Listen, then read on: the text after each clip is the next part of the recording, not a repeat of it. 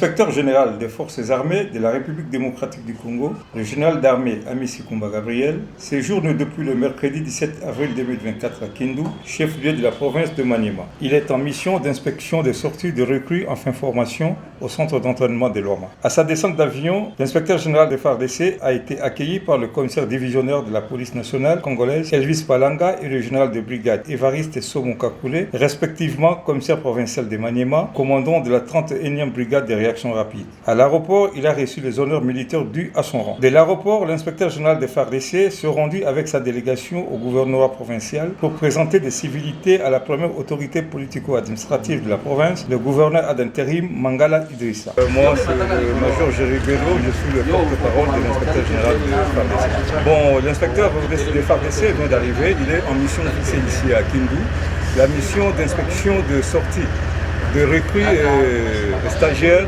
en fin formation au centre d'entraînement de l'homme. Présenter tout d'abord ses civilités à la première autorité politico-administrative de Kindu. Et lui signifie aussi l'objet de sa mission ici à Kindu. Que la population fasse confiance à son armée.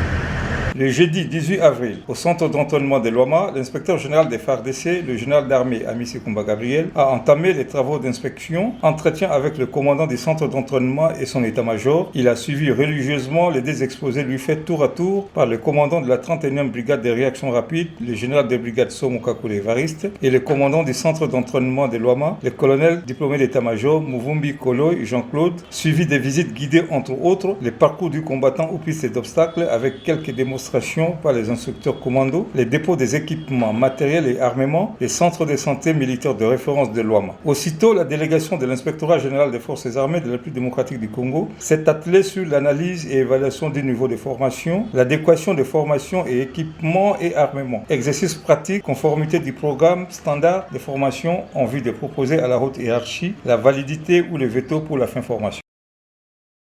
Match baluki peuple congolais. Parfois, tobetaka sete tolobaka awa.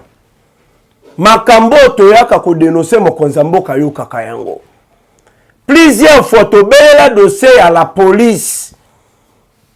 Plusieurs fois to dénoncer même mituka ya intervention à la police. Plusieurs fois tolobela phénomène kuluna. En fin de compte, mokonza mboka a décidé et le général Blaise Kilimbalimba a sali musala ya malamu.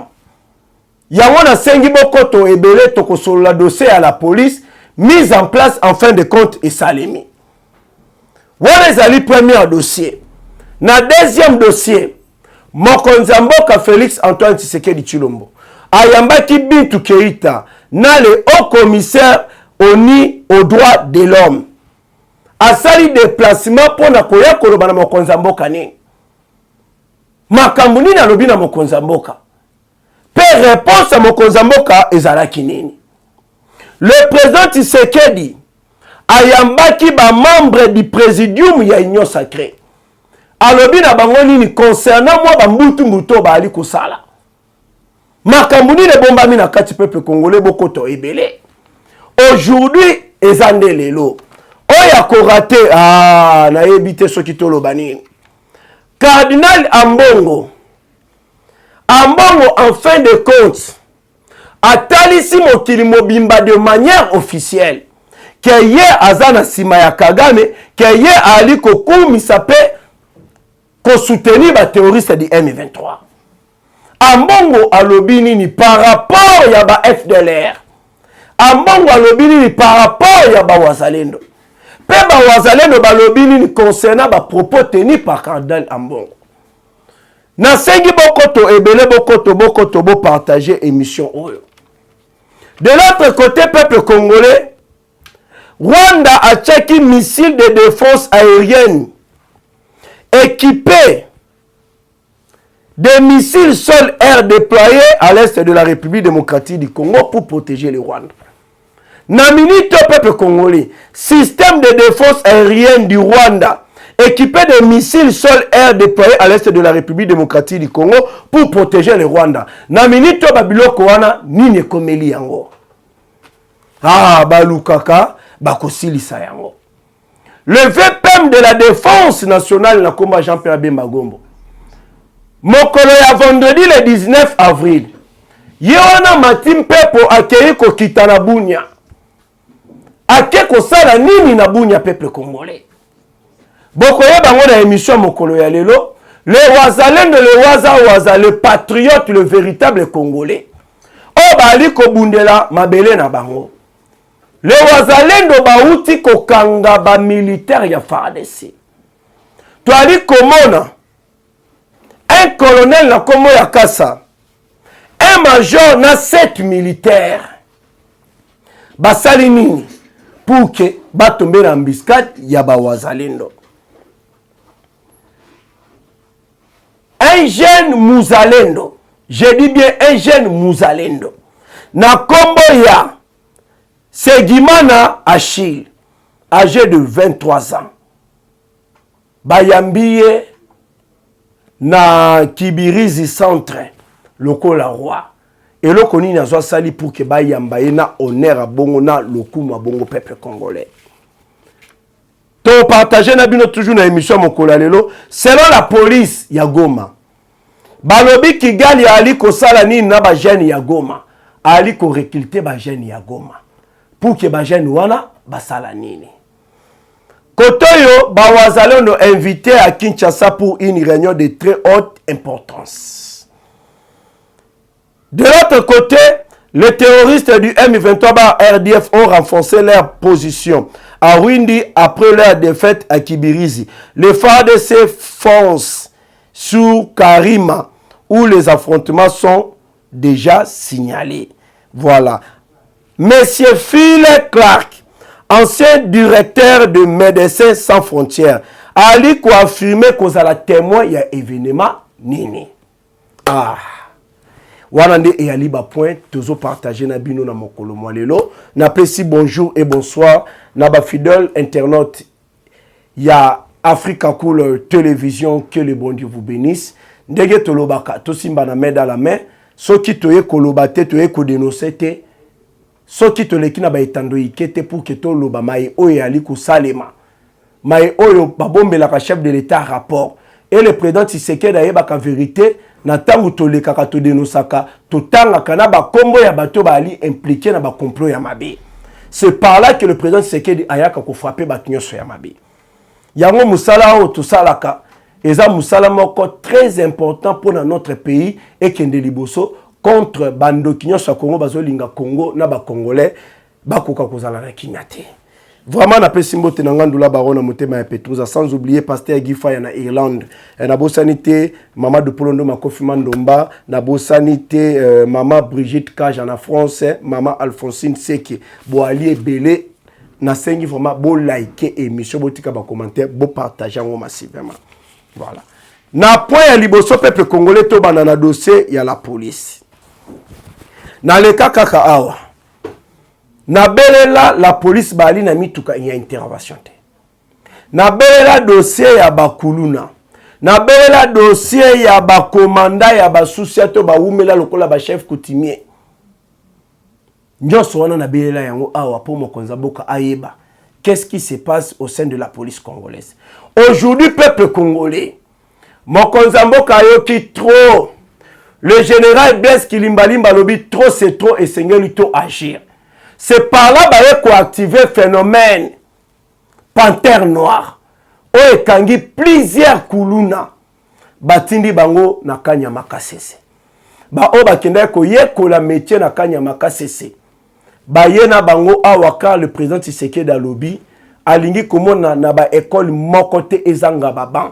Ba o ba yewana ba kosala baban pour que ba élève bazanga baban ya kovandela te. Eza lokola Chine.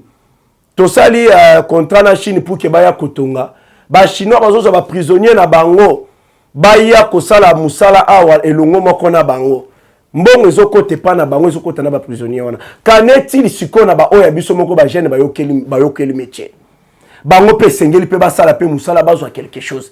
C'est comme ça que le président Tshisekedi a travaillé pour que peuple congolais na ba kuluno bayokoli métier bazwela métier bayokoli wana mbongo na misala oyo l'état ali kotinda bango.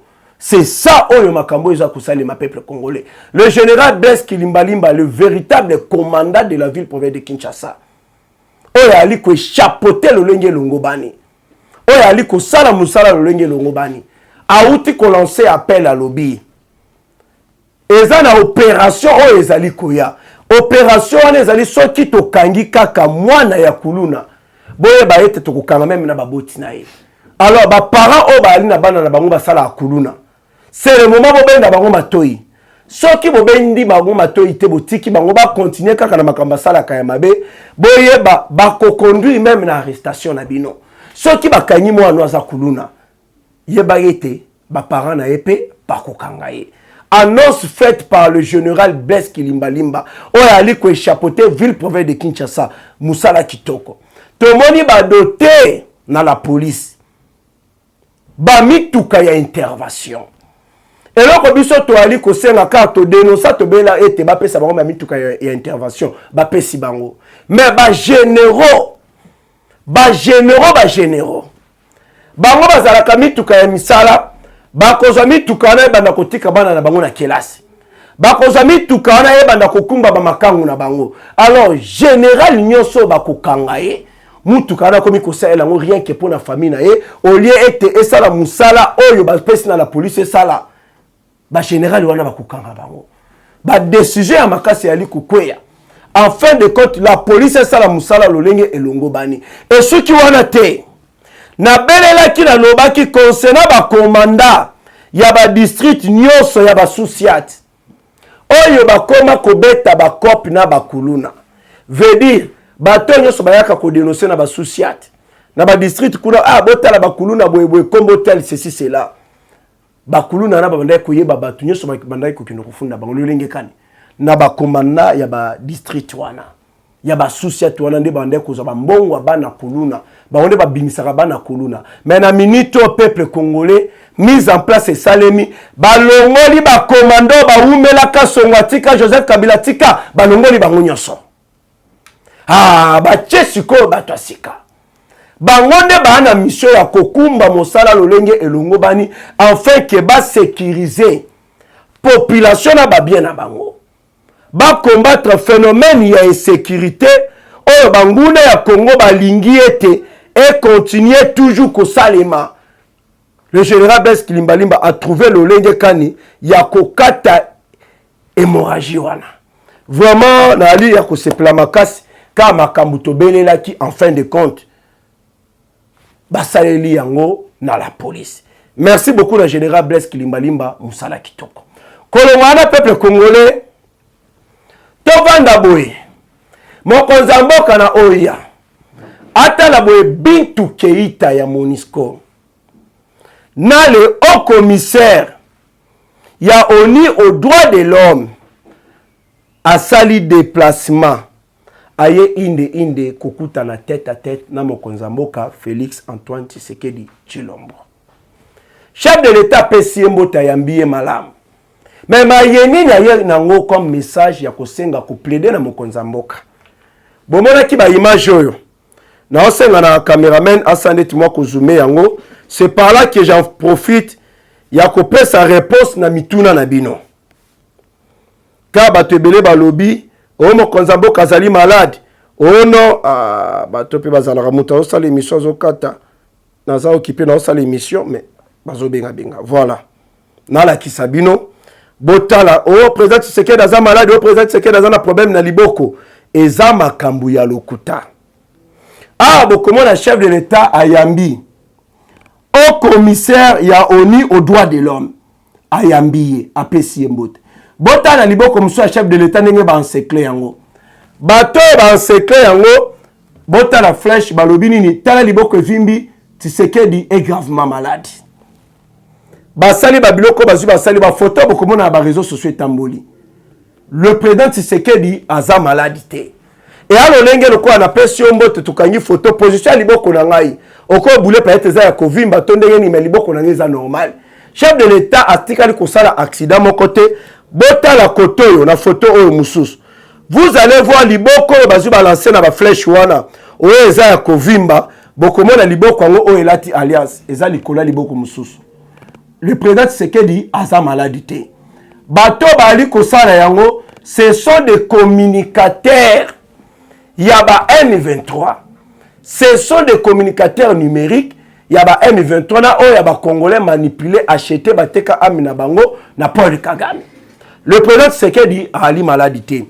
Koyamba ayambi le haut commissaire ya ONU aux droits de l'homme alobi na mokonzi ya mboka boye aye ko plaider contre la levée du moratoire sur l'exécution de la peine de mort en République démocratique du Congo. Yami Balé basengi na mokonzi ya mboka départ ya MONUSCO en République démocratique du Congo et ali kotsala ete bazala komitungisama ya makasi ka bayebi te lolenge kani ba civil bakozala protéger pe sécuriser après retrait précipité de la MONUSCO. Mokonzi ya mboka yoki chef de l'État bonga matali ya lobby 1. La peine de mort en République démocratique du Congo est kolongwate. Eza grâce à peine de mort wana ne mutezali ezali parmi ma solution. En fin de compte kimia ekota na Congo. En fin de compte kimia ekota à l'est.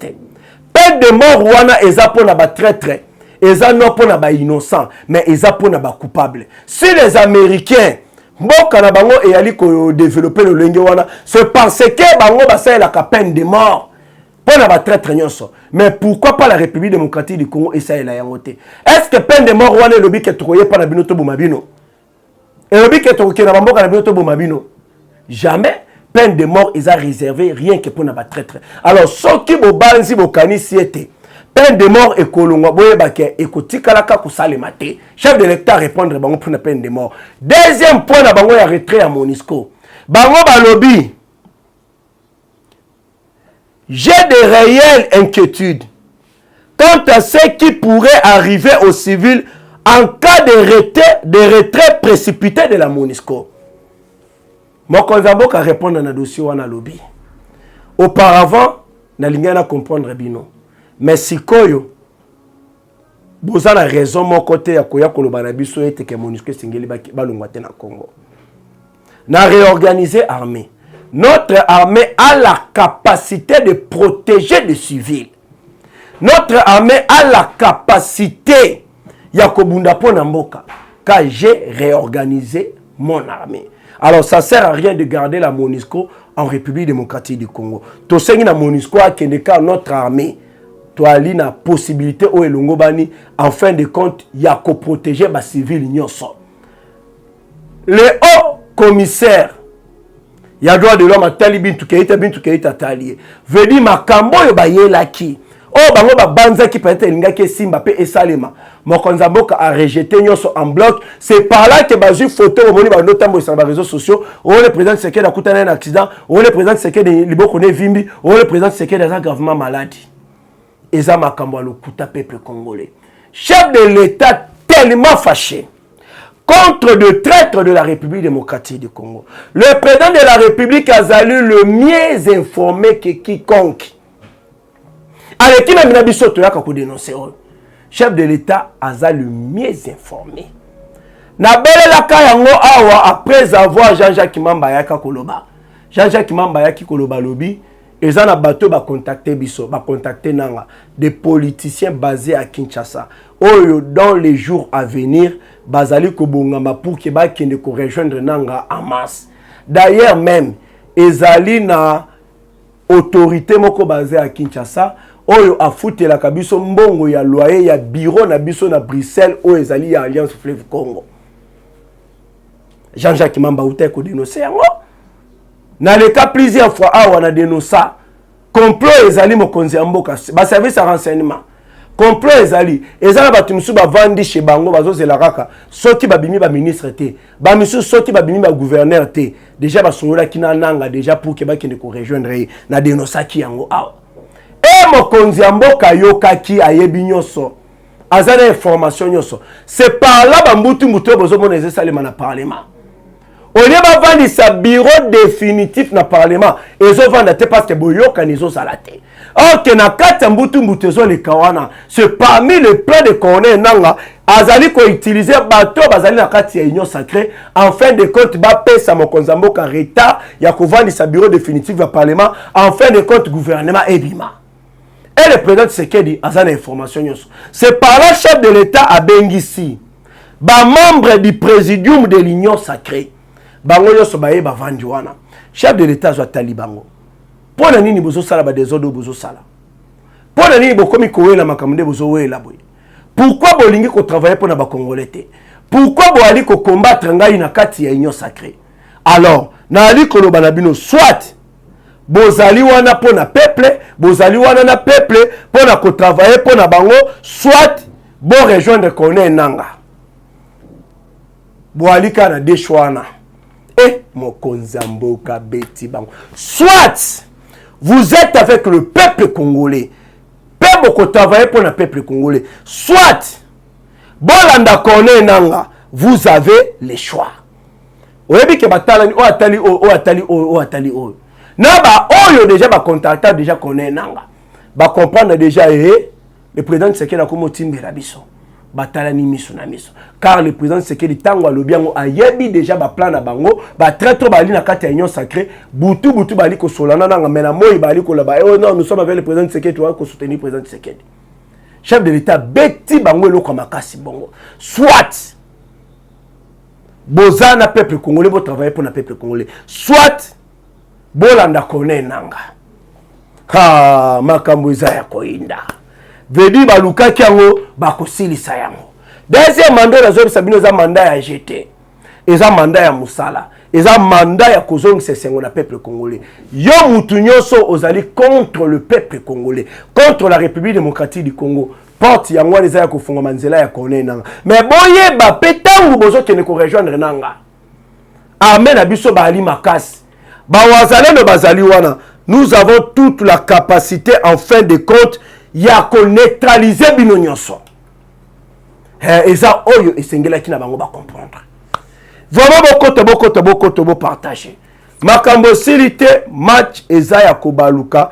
makambo eza ya koinda peuple congolais to surtout kaboyi le cardinal Fridolin Ambongo auti ko beta makambo moko boye veut dire alobi kaka makambo Paul Kagame alobaka même discours avec Paul Kagame de au cardinal Ambongo alobi allez-y comprendre binomoko cardinal Ambongo aza au service à banani le président de la République démocratique du Congo Félix Antoine Tshisekedi Tshilombo après avoir amoni Rwanda bali kotinda ne ba force spéciale na bango sous étiquette du M23 pour na kobuma ba congolais pour na ko récupérer ba localité mboka na biso mokonzi mboka sali ba multiples voyages alobi que le M23 n'existe pas mais plutôt ce sont des militaires du Rwanda ba onde bali ko bundisa biso sous étiquette du M23 tokangi plusieurs militaires à Rwanda na ba carte na bango na ba tenir na bango nyonso ndenge longo bani to présenter bango devant la presse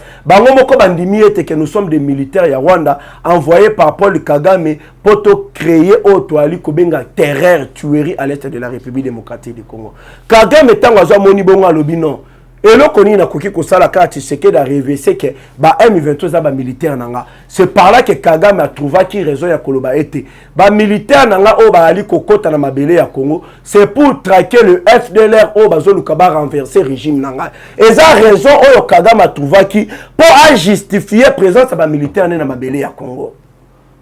C'est par là que le président Tshisekedi a qui répondre à lobby Joseph Kabila ça 18 ans na Bokonzi. Bon, travailler na Kagame abandé ko contrôler armée ya mboka na biso, abandé ko contrôler ba service à renseignement civil et militaire, ba institution nyonso ya mboka na biso. Mais pour nani na silana kitela ba FDLR. Le président Tshisekedi a lobaki clairement, le FDLR n'existe plus en République démocratique du Congo, bango nyonso bazonga Rwanda peuple congolais. Mais Ambongo aleki à contredire ba propos ya chef de l'État. Makamo konzambo kalobaki Ambongo a contredire rien. Tout le monde qui dernièrement bakanga qui maître Joël Kitenge.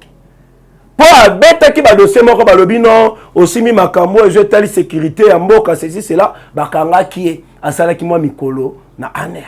Qu'en est-il de Ambongo oya ali koloba ali kola qui sa position na était que azande pour les M23 pour na Rwanda. Pourquoi ne pas arrêter cardinal Ambongo?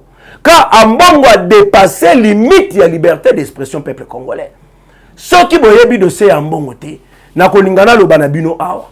À l'époque tant cardinal Mosengo azalara na bomwe. C'est cardinal Mosengo a Kabila panzi likolo. cas de combattre Kabila, c'était aussi automatiquement de combattre Paul Kagame. Boyebi pression à catholique na UDPS pour que aujourd'hui le président Tshisekedi soit bon. Kabila garda qui haine ambon nani Kagame garda qui haine.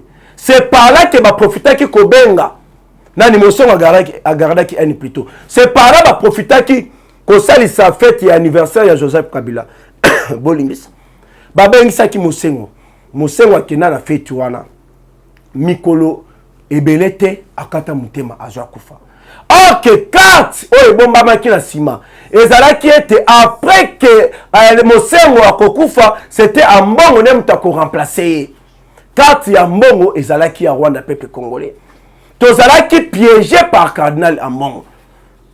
Et notre gouvernement et le président Tshisekedi atindaka kombo ya mbongo pona akoma cardinal. Sans que tout se rende compte que Ambongo azalaki pio ya Rwanda. Preuve année. Le quoi ya Kabila pe na Rwanda ne mutu basalaki ete Ambongo akoma cardinal pio na bango basoutenaki. Yango bomonaka Ambongo soutena famille Kabila, soutena Joseph Kabila. Alors bana madame Olive Lembe Kabila na ko soutenir yo na mobali na yo. Ambongo a soutenira toujours Kagame. Totala Tolobano. Au lieu que Ambongo a cité le nom de Paul Kagame comme agresseur, a dénoncé cette agression rwandaise. Ambongo a le cas à la portée de tout le monde à l'Oba. Oh non, je félicite le leadership réel de Paul Kagame et sa bonne gouvernance. Ambongo ne peut jamais condamner Paul Kagame. Ambongo ne peut jamais dénoncer l'agression rwandaise du peuple congolais. Car Ambongo a au service de Rwanda, Ambongo a comme porte-parole à M23. Ambongo na niveau à Kinshasa. Biso Toali Koloba, Ambongo devrait rejoindre les terroristes du M23 et arrêter de déstabiliser cette nation depuis la capitale.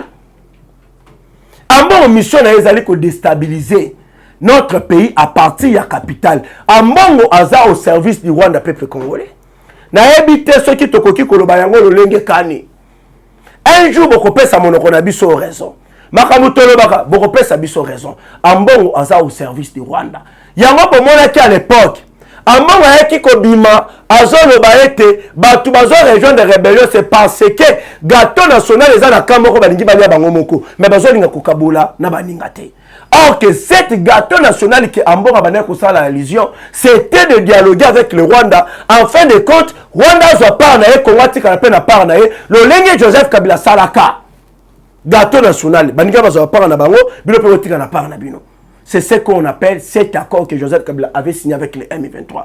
Et ça là qui kokabola gâteau. Rwanda zo qui part na e, Congo patikala qui na part na e. C'est ce que Ambongo avait dit de manière codée dans mon Konzamboka en fin de compte andi mako dialoguer na Rwanda. Allez-y comprendre qui est cardinal Ambongo. Natangela bino gâteau national au Joseph Kabila zo sala avec le Rwanda. Ce qui bino peuple congolais bokondima était le président Tshisekedi sala yango. Je sais très bien bokondima te car ezali côté Kamboka peuple congolais et côté kalaka jamais kosimba. Bolanda. À son article 13, le gouvernement accepte de reconnaître formellement le grade militaire et policier des Rwandais du M23. Un gâteau national. Donc le gouvernement congolais andima ko reconnaître un grade. Il y a des militaires et des policiers du M23 il y a des Rwandais wana. Donc namboka na biso toza ba Rwandais ba koma ba généraux ba major ba lieutenant ba colonel full ceci cela y compris au sein de la police. Donc gâteau national au Ambongo loba Kabila pesa ngope na Rwanda kabola Congo na Rwanda. Bino ko comprendre ta maman na likambo oyo. Tolongo wana bolanda.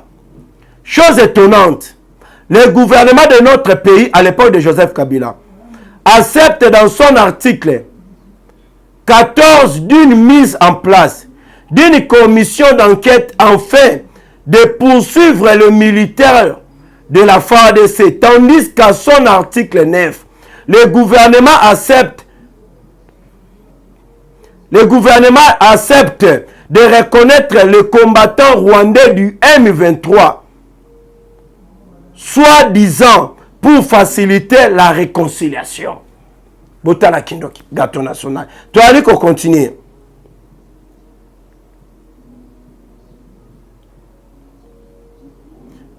Au principe de l'État, le gouvernement accepte à reconnaître tous les actes politiques et administratifs. Il y a M23.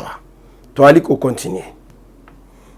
afin de faciliter l'intégration des cadres politiques de Rwandais du M23, à son article 7, le gouvernement accepte à les intégrer dans les gestions des institutions. Il devrait donc intégrer la présidence, la primature, le parlement ainsi que nos cours et tribunaux. Botala kindoki peuple congolais. Yango bomonaka quand le président Tshisekedi ayeko za bokonzi na présidence ba Rwanda batondaki bazalaki au service du Rwanda bazwaka ba information sur sa présidence batinda kango na Rwanda. Comment bokoki ko imaginer que Kabila le bakalingi Congo mais akabola gâteau ambo baza ko le gâteau que le président Tshisekedi passe là azwa apesa à faciliter l'intégration des cadres politiques des Rwandais du M23 à son article 7. Le gouvernement accepte à les intégrer dans la gestion des institutions. Il devrait donc intégrer la présidence, la primature, le parlement ainsi que nos cours et tribunaux. Bota la kindoki peuple congolais, tout le bateau, tout le bateau. Tu as dit qu'on continue. À son 6e article, le gouvernement accepte que la réalisation des points d'accord relatifs à la réconciliation, à la cohabitation pacifique et à la cohésion spéciale dans la zone sinistrée se fera par le Rwandais du M23 et Kindoki Nzambe. À son article 6, le gouvernement accepte que la réalisation des points d'accord relatifs à la réconciliation, à la cohabitation pacifique et à la cohésion spéciale dans la zone sinistrée se fera par les Rwandais du M23. On les a côté Kamboka, peuple congolais, tout le bateau, tout le bateau. Tu as dit qu'on continue. À son article 13, le gouvernement accepte de reconnaître formellement le garde de policiers autres. Tous les Kakotoyo. Le gouvernement accepte de décréter la partie est du pays, Nord Kivu, Sud Kivu, Ituri, Haut-Ouele, Maniema, Tanganyika, comme étant une zone sinistrée et bénéficiera d'un statut d'administration particulière, d'une autonomie fiscale et financière et d'un concept sécuritaire particulier sous la gestion des Rwandais du M23. Le gouvernement accepte que le Rwandais du M23 donne les administrateurs des territoires et leurs adjoints, le maire de ville et leurs adjoints, les bourgmestres et leurs adjoints, le directeur des régies financières et leurs chefs de division, finances, budget, plan, aménagement du territoire économique. Botala Kindoki. C'est ce que Ambongo veut que le président Tshisekedi a kokabola gâteau national après sa Rwanda, le Lengue Kabila après sa Kina Rwanda. Allez-y comprendre Ambongo a au service à Nani. Bolanda Sikoyo, c'est que Ambongo a outi koloba ko contredire Mokonzi Mboka. Le cardinal Ambongo Alobi, le gouvernement a distribué des armes supplémentaires à des divers groupes armés tels que les Wazalendo et certains membres de libération du Rwanda FDLR, fondés au début des années 2000 par les survivants des anciens régimes Hutu rwandais, dans l'espoir que ces groupes soutiendraient l'armée face à l'avancée du M23. Anzambe, qu'est-ce qui manque pour que Ambongo soit arrêté? Ambongo a lobby gouvernement ya Congo ali kopesa mando qui na ba groupes armés tels que ba Wazalendo pena ba membre ya force ya libération du Rwanda FDLR en sigle fondé depuis ba créé yango depuis vers les années 2000 par ba oyo ba bika ba oyo bazali ba survivant ba ancien ya régime Hutu ya ba Rwandais na espoir que groupe wana et soutenir armée face à Bopoussani à M23. Donc, même propos qu'avait utilisé Paul Kagame, c'est le même propos que Ambongo vient de confirmer de le dire. Nous demandons à nos services de sécurité, Nous demandons au président de la République démocratique du Congo arrestation du cardinal Ambongo. Car Ambongo, c'est l'un des terroristes du M23. Ambongo, c'est l'un des porte-parole du M23. Ambongo soutient les rébellions qui se passent à l'est du peuple congolais. Ambongo soutient Paul Kagame. Na ebite sokito lo bango lo lenge kani, sokito to panzango lo lenge kani, c'est à vous maintenant de comprendre peuple congolais. C'est à vous maintenant de comprendre. C'est par là que Tokolingato Loba, Bawazalendo, Bazabanani, Bawazalendo Bazali Baoutute, Bawazalendo Bazaba Tutite, Bawazalendo Bazali Ba Congolais de père et de mère, Bali Ba civil, O Bamandaki ko vivre vie na bango ya malamu calmement sans que problème ezala. C'est quand le M23, ba militaire ya Rwanda ba décida qui ko attaquer ba civil ko boma ba civil, c'est par là nde ba yaki ko tala ba lobino au lieu to kufa lokola banyama vaut mieux to simba mando ki to bundela mboka na biso contre cette agression rwandaise. Donc na lopoto ils sont les Wazalendo, ils sont pour la plupart des civils victimes de la guerre du Rwanda. Beaucoup ont pris les armes pour éviter de vivre sous occupation de la RDF ou les armées rwandaises. Donc, ebele na kati ya Bawazalendo, bandima kosimba mandoki, bazwa mandoki, pona kobunda, pona ko éviter ko vivre sous occupation ya ba terroriste du M23 bar RDF. C'est par là que Diane, na olingana la Sabino, ba jeune fille bakova na pena ndako mabala. Bakoza pe bava na pe balamba pe biloko pona bana na bango balia. Balamba mibeko biloko pona mibali na bango balia. Mais ba décider ko simba ba arme na tita ba Wazalendo. Bomona. Ba jeune fille basi kitoko. Ba jeune fille basi kitoko. Bandimi ko simba ba arme pona ba bundela mboka. Bango pe basali nini? Balobi, on doit répondre na cardinal Ambongo compte tenu na ba propos na yazo alobi. Bolanda sikoyo Diane alobi boué. C'est pour répondre na cardinal Ambongo. J'ai pris les armes parce que le militaire rwandais ont violé puis décapité ma mère et mes sœurs. Donc na simbi mandoki parce que ba militaire ya Rwanda ba violer maman nanga, ba kati maman nanga mutu na bandeko nanga ya basi. C'est parmi les raisons que na simi mandoki pona kobundela Congo. Ambongo o alindoki. Ambongo, je l'ai dit, o alindoki. C'est comme ici plus de 12 millions ya ba Congolais. Ba o ba ali ko continuer kino lelo ya kokufa à cause de cette agression rwandaise. Eza ko représenter rien pour na yo. Yeba makila ya ba Congolais na ba Congolaise et kolanda yo bisika nyonso okokende. Ambongo oza ennemi pour la République démocratique du Congo. Oza ennemi du pays. Bota la bino moko ba Wazalendo oyo Ambongo ali ko critiquer, ali ko attaquer, ali ko condamner. Bota la bino moko c'est que le Wazalendo ba uti ko sala. Le Wazalendo après avoir ko libéré totalité ya Kibirizi Mobimba ba keiti na niveau ya kotumba. C'était mokolo ya jeudi ba auto bengi base militaire ya ba M23 na bandako ya ba M23 na niveau ya Kibirizi ba Wazalendo ba tumbi nyonso ba Wazalendo ba suki wana te ba Wazalendo elongo na FARDC ba keiko ko se positionner na Karima. C'est là où bitumba ya makasi ezwe bandaki. Les Wazalendo ainsi que le FARDC va réussir Koboma ba M23 et belé. Les terroristes du M23 par RDF.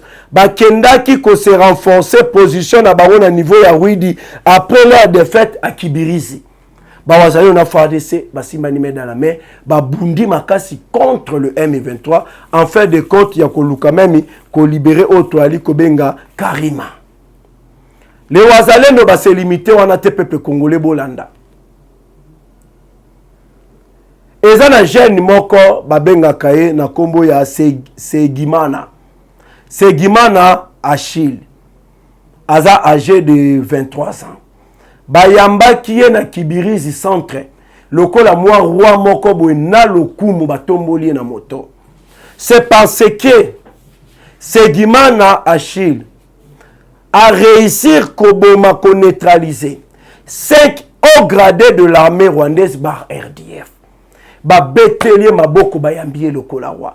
Botala bino moko mosala oyo ba wazalendo ba aliko sala. Et ceux qui wana te peuple congolais ezaka kapona kopesa ambongo réponse. Ka ba wazalendo ozomona wana bangone mutu bazola lisa Kagame pongite.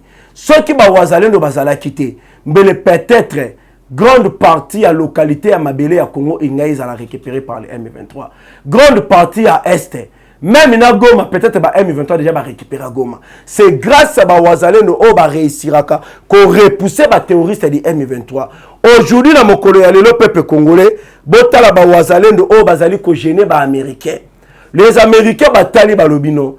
To tindi to sengi na Kinshasa en fin de compte ba stopper ko pesa mandoti na ba wazalendo ba kata phénomène na ba wazalendo mais Kinshasa est boy car le président Tshisekedi a répondu ki na bango le wazalendo bazali ba réserviste ya armée eza le lengel moko na ba américain bazala ba réserviste ya armée ya mboka na bango mais pourquoi pas Congo eza na ba réserviste car le wazalendo bango ba signer ba charte moko te o ba armée nyo se signer ya cesser le fait ceci cela boye boye. Les wazalendo bali kolali sa ba américain te bali kolali sa ba européen te bali kolali sa la communauté internationale te la France te o bali na sima ya Rwanda donc ba wazalendo ba BBC ba plan na bango nyonso c'est par là batali ba kokite ba komisi ko utiliser ambongo azali au service ya la communauté internationale ainsi que du Rwanda. Toali ko continuer na bino ezana un colonel na kombo ya Kassa avec un major, pendant 7 militaires, il y a FARDC. Bango baza ba fruit. Il y a autre ali kobenga mixage et brassage. Bazali ba fruit ya intégration ya ba M23 au sein de l'armée congolaise. Bazali au nombre de 9. Un colonel, un major, na 7 militaires. O bazala kana FARDC balata katenia FARDC. Bakamate bango nyonso. Bakamatani tout la moussia sasa bakei ko rejoindre ba allié na bango ya coalition RDF bar M23 bar IPDF nanzela tang bali ko kende ba tomber na embuscade ba wazalendo bakangi bango peuple congolais ba meni bango inde et pas ya ba autorité compétente bakangi bango ba boy ko boma bango ba memi bango pas ya ba autorité compétente militaire, ba autorité militaire compétente. Ba memi bango batiki bango balobi botala batoyo bazokende ko rejoindre ba M23. Eza ba misala o ba wazalendo ba ali ko sala. Oyo e ali ko sauver mboka na biso. Oyo ezali ko bundela ba Congolais ainsi que ba population ya Est. O ba ali ko buma bango lokola banyama. Mais ambongo ali ko telema ba wazalendo. J'aimerais bien attendre la bino lisusu. Bon comprendre kaka ba plan ya la communauté internationale. L'ambassadrice de la Belgique aux autorités congolaises, il faut rétablir la gouvernance, l'autorité de l'État. Il faut que le pays soit en mesure de protéger ses populations civiles et leur permettre de vivre une vie normale. Voilà pourquoi les acteurs doivent se mettre autour de la table. Rwanda et la République démocratique du Congo. Oyo, c'est ce qu'on appelle dialogue. Père Lobiboui. Mais on sait qu'il y a des processus régionaux en cours et que, en tant que communauté internationale, nous essayerons de soutenir ces efforts qui sont faits pour aider à trouver une solution politique. Donc, maman ambassadrice ya Belgique, oyo, y'a pas allé kobeta kaka c'était pour que Rwanda, la République démocratique du Congo, va vendre tout autour d'une table, va trouver solution en fin de compte que Kimia et Kota. Mais cette solution à pouvoir dans Rwanda, c'est là ça ezali kobenga manini dialogue. O mokonzambo katali ya lobi akotikalaka ko accorder na Rwanda te sous instruction du chef de l'État. Boyebi ba Sukhoi 25 na biso ba drone militaire na biso. Et créé qui bobangi makasi na Paul Kagame. C'est par là que Paul Kagame avait songé, avait trouvé bon, yako installé un système de défense aérienne du Rwanda équipé de missiles sol-air déployés à l'est de la République démocratique du Congo pour protéger le Rwanda. Donc Rwanda a tchaki ba missile sol-air entre la frontière du Rwanda et la République démocratique du Congo. Et ça pour protéger ceux qui avions l'habitude de faire dans l'espace aérien du Rwanda pour abattre l'avion. Nangonga on a dit le peuple congolais, Rwanda tchaki yango pour se protéger. Na minute FARDC et bombardé ba auto ali kobenga ba missile sol air wana ya Rwanda. Et commissaire en poussière, commissaire en mitraille. Ce qui veut dire tofongoli porte. So les sengeli to côté la Rwanda Kagame a vous en force mon côté ya ko se résister. A vous en force mon côté ya ko barrer biso la route. Si on se décide dès d'aujourd'hui d'attaquer le Rwanda, nous avons tous les moyens qu'il faut en fin de compte de neutraliser Paul Kagame ce que sengeli. Kagame yebi capacité où le président Tshisekedi Azana yango. Yango bomona qui à l'époque Kagame avait dit quoi? Oh non, ndenge za bavana kutana Tshisekedi esengeli a retiré maloba na ye, lolenge aloba ki était akolongolanga na bokonzi akochanger régime na ngai. Car Tshisekedi aza capable na nyoso. Ce qui bino ba congolais bozoe ba Tshisekedi te. Botuna Tshisekedi Kagame akoloba na bino qui est Tshisekedi? Car Tshisekedi c'est un président oyo alelisi Kagame na niveau moko akondisi Kagame pe abelisi Kagame cancer ya cerveau. Non. Moi, je suis en train de féliciter le président Tshisekedi. Pe on continue toujours à défendre le peuple congolais. Le VPM de la défense nationale Jean-Pierre Bemba Gombo. Mokolo ya vendredi le 19 avril 2024, Jean-Pierre Bemba Gombo inde accueilli na niveau ya Bunia. Et ça, moi trop concernant les militaires moussous téti, les militaires moussous bali donc clarté, les militaires moussous comme ici bali de mèche na ba M23. C'est par là que le VPM de la défense nationale Jean-Pierre Bemba Gombo vendredi a Komaki na Bunia dans le cadre d'une mission d'évaluation, d'inspection des opérations militaires dans cette partie du territoire national. Jean-Pierre Bemba Gombo a quitté Kona. Donc, Makambo Osale sous Bangé et Zate. Merci beaucoup à chef d'état-major Christian Chiwewe Shongesha. Car Yepe, Azo Sala Bangé, nous sommes toujours en train d'arrêter plusieurs traîtres de la République démocratique du Congo. Tozuit Tokangi presque 5 officiers de l'armée congolaise. Tokangi est belé à niveau de Lubumbashi. Bon, mon qui sont qui ba criminel mo bomi balé wana ba beteso chinois mo ma sas na Lubumbashi. Ba criminel wana ba service à renseignement et sécurité en mboka na biso et kangi des criminels wana. Na minute oyo musala ezama kasi na mboka. Na minute soki oyo na loyenge na ndenge moko boye omimoni yo oya oluko déstabiliser Congo. Yeba yango yonde mutoko kangama. Toali toujours qu'on continue peuple congolais na kati ya mai oyo etali situation sécuritaire à l'est de la République démocratique du Congo. Et ça na monsieur Phil Clark. Qui est M. Phil Clark? M. Phil Clark azali ancien directeur de Médecins Sans Frontières. Yaka avant de Kimiata Kangi Monokote. Azali ko affirmé avoir été témoin. Ah, M. Phil Clark, ancien directeur de Médecins Sans Frontières, a affirmé à lui qu'on confirme que azala témoin. Yanine Bolanda.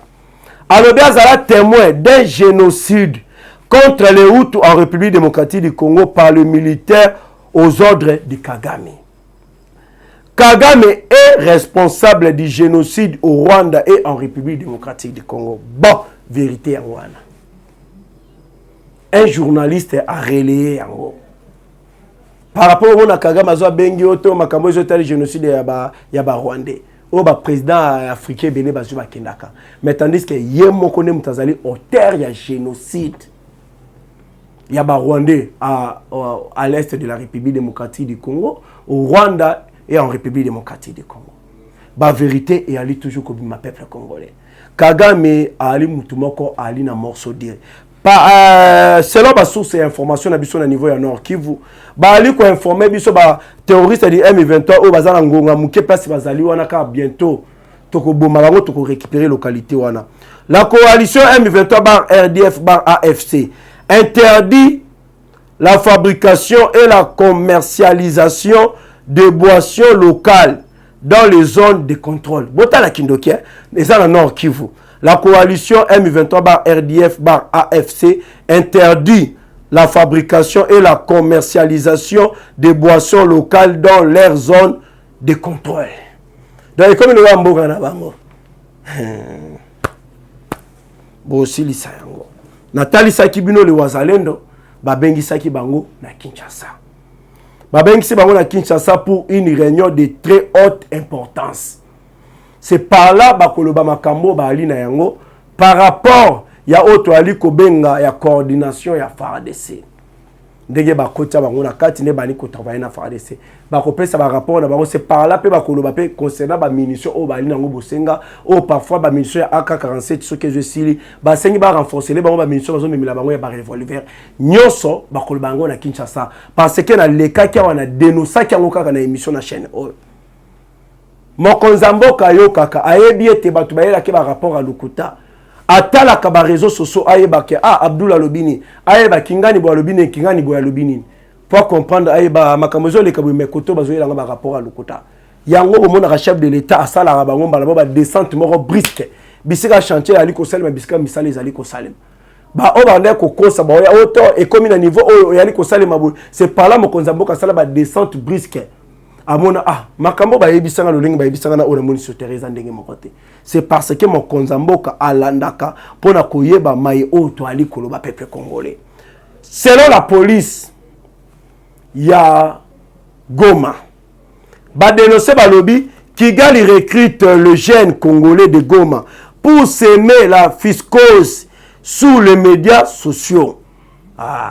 Donc Kigali bali ko recruter ba jeune congolais de Goma pour banda ko manipuler auto ali ko benga médias sociaux. C'est par là que et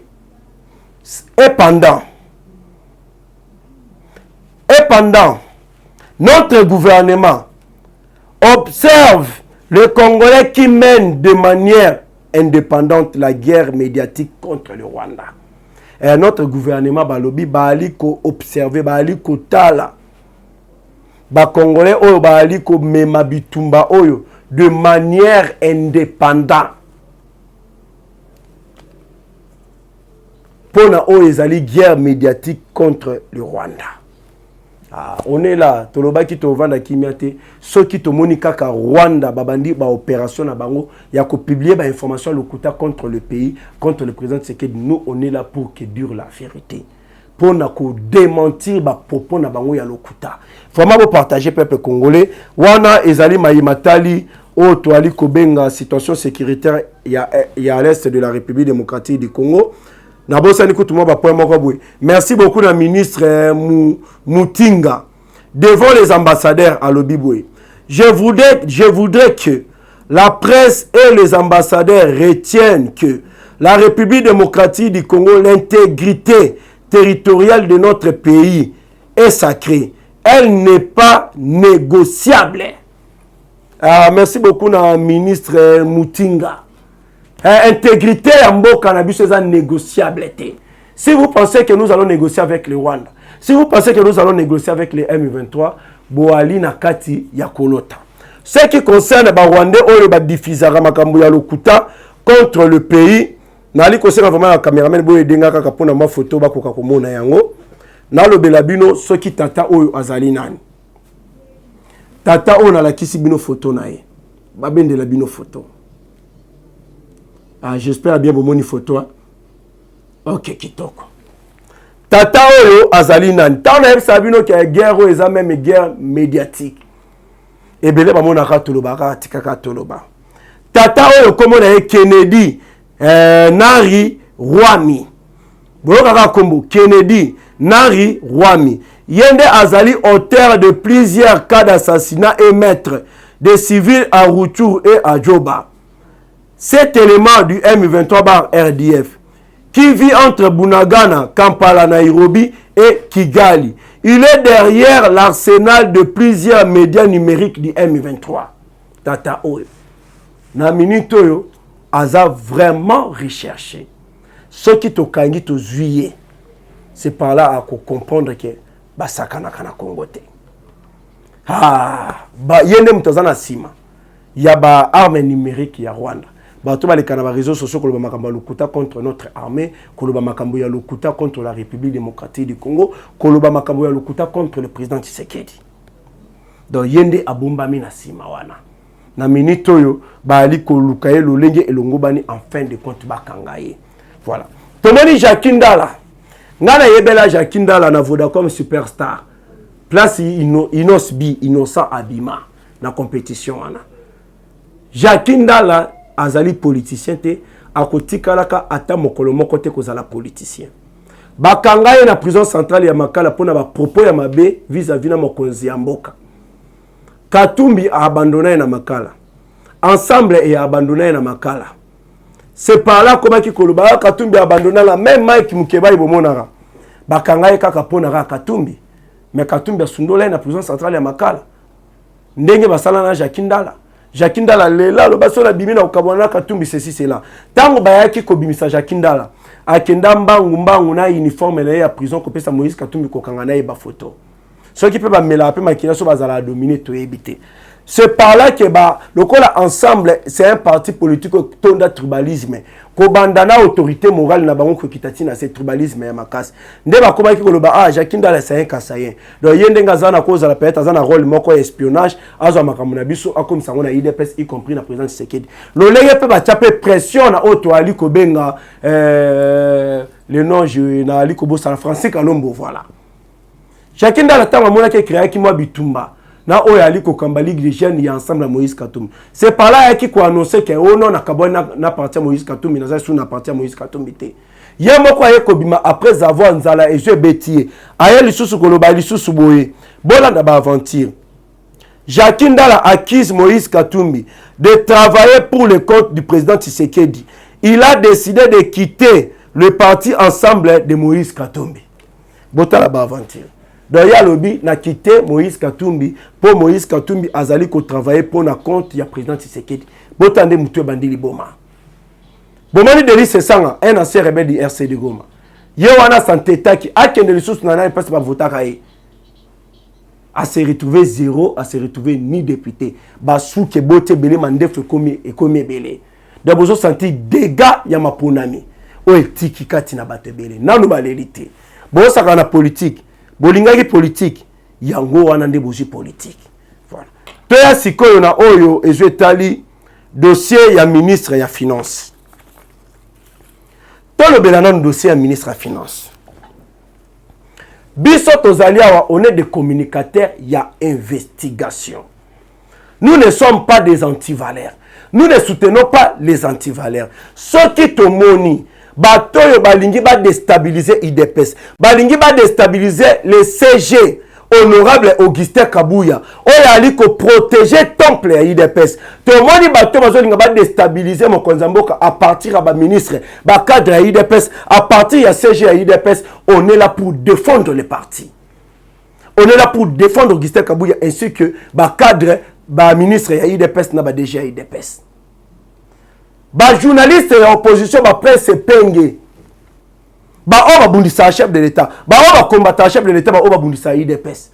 Ba ngonyo so ba lati ministre ya finance excellence Nicolas Kazadi. Oyo grâce à Nicolas Kazadi to koma na 16 milliards na libenga ya l'État. Budget ya mboka 16 milliards grâce à Nicolas Kazadi. Grâce à Nicolas Kazadi peuple congolais. Oh ça même FMI banque ba féliciter biso. Banque mondiale ba féliciter biso. Ba bimi ba ali koloba au maire dossier à forage Nicolas Kazadi a détourné mbo na libenga ya l'État. Kozanga koyeba ezali wa ya ndambo. Bato bali koloba peuple congolais bazali ata na preuve mon côté. Na kati na bango bato bazali ko critiquer. Bazali ata na un contrat. Oyo ezali ko tali sa marché à société wana. Bazana yango te. Contrat oyo ezali ko tali sa marché wana. Bazana ba preuve te ya ba propos baza ko tenir peuple congolais. Botu na bango baleka na média bala kisabino ba preuve ya ba allégation sur za koloba concernant excellence Nicolas Kazadi ezate peuple congolais balingi ba boba biso pour votre information peuple congolais ba journalistes nyoso bazali ko attaquer Nicolas Kazadi ce sont des journalistes ya batoyo balingi ba déstabiliser mokonzi ya mboka ya bato bazali ko bundisa mokonzi ya mboka. Seul moyen au bamoni à combattre chef de l'État ndenge bakolo balobaka soki bakoki ko sans été babandaka na misisa en fin de compte ba ko sans été misisa o esimi mokonzi ya mboka eza ba cadre eza ba ministre IDPS entre autres comme Nicolas Kazadi. Moi j'aime dire la vérité. Pe message oyo dénonciation oyo mokonzi ya mboka azali koyoka yango. Contrat oyo bazali koloba peuple congolais. Contrat wana elobi boye. Dans son article 3, le présent contrat a pour objet les travaux d'installation de forage, unités solaires de pompage et de traitement d'eau. Donc, tout le bazata na contrat wanate. À l'époque, le chef de l'État na gouvernement, bazwa ki likanisi yako. Yakoya na régie des eaux ya mike. En fin de compte, pour que basala babiloko boji bomoni epesa, ba population ba mayoyo eza traité.